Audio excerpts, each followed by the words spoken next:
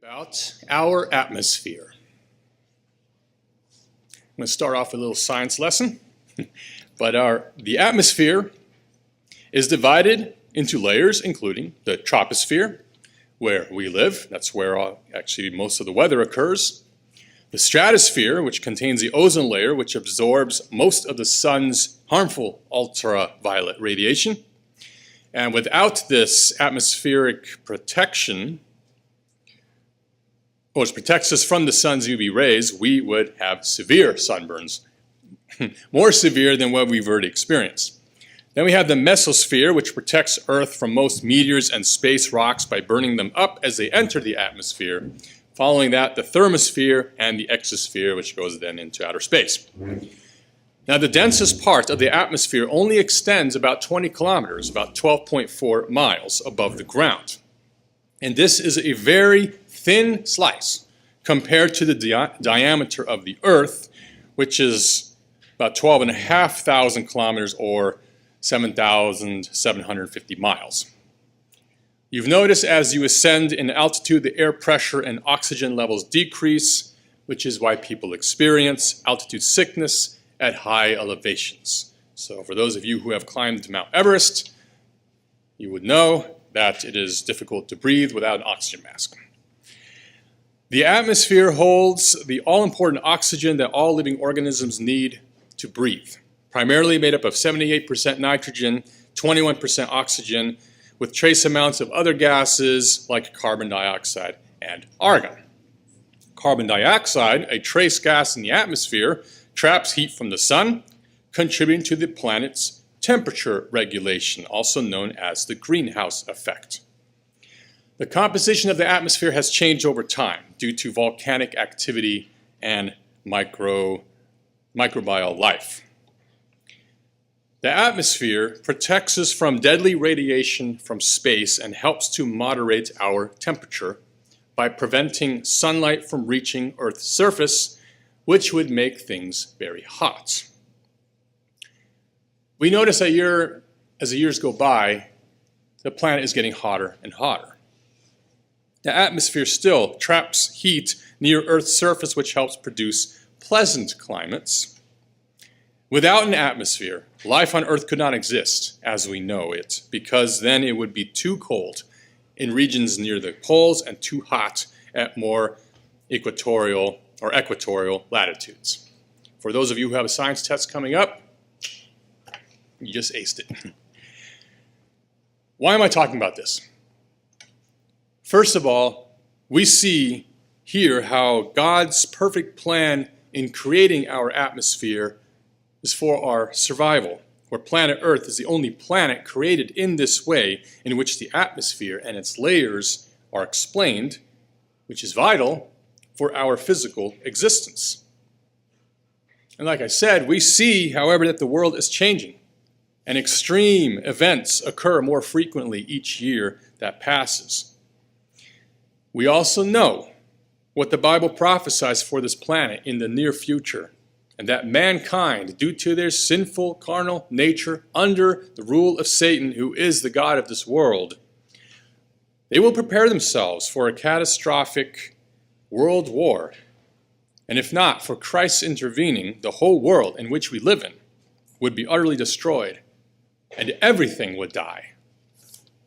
We can read about this in Matthew 24, verses 21 and 22. Matthew 24, verse 21.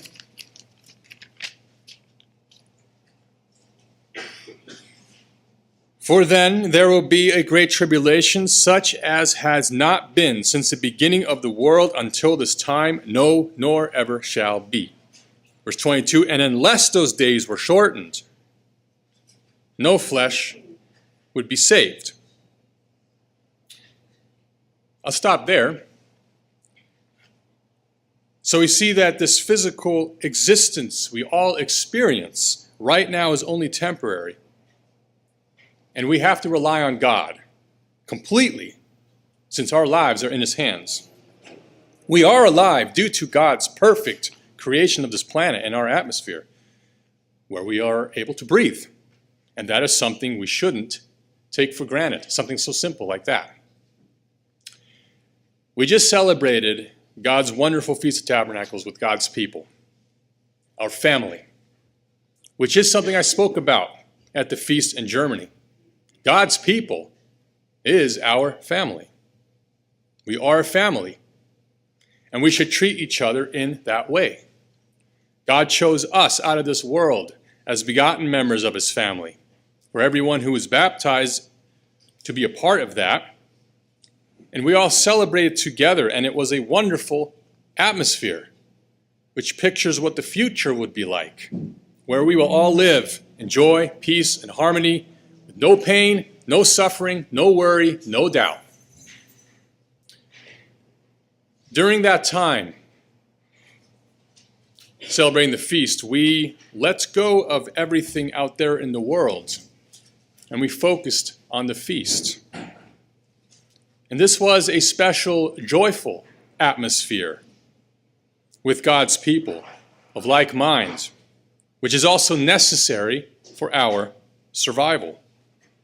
To be in God's family is our ultimate goal as we live our physical lives.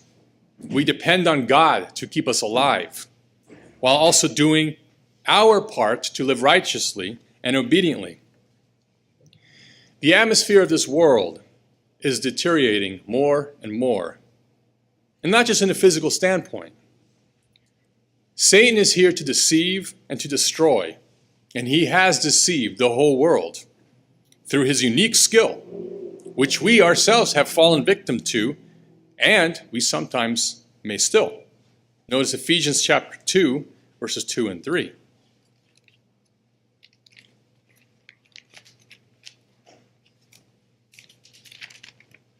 Ephesians chapter 2, verse 2.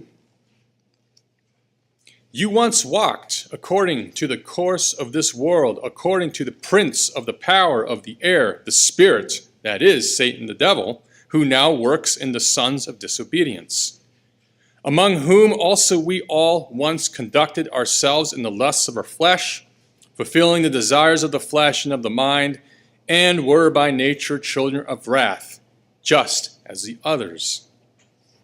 Satan's goal is to manipulate mankind, to hate and to kill each other, to destroy this world. And in particular, he wants to destroy us, God's people, any way he can, by using people of this world to hate those who obey God, as Matthew 10:22 reveals. We are God's people, but we don't need to worry as long as we have God on our side, because he who endures until the end will be saved. It is not mankind that we are fighting. Notice Ephesians 6 and verse 12. Ephesians 6 verse 12, we do not wrestle, we do not fight against flesh and blood, but against principalities, against powers, against the rulers of the darkness of this age, against spiritual hosts of wickedness in the heavenly places. It's a spiritual warfare that we are constantly fighting against Satan. And what are we to do? How do we protect ourselves from that? See in the previous verse, in verse 11, put on the whole armor of God, that you may be able to stand against the wiles or the evil schemes or the unique tactics, whatever you may put in there, of the devil. And this is where we need to stay vigilant and focused, even now, after the feast. The atmosphere we experienced at the feast was everything that this current world is not. We experienced a positive atmosphere with joy and peace, spiritual food to prepare us for what the future holds. And preparation means being ready. 2 Peter chapter 3 and verse 10.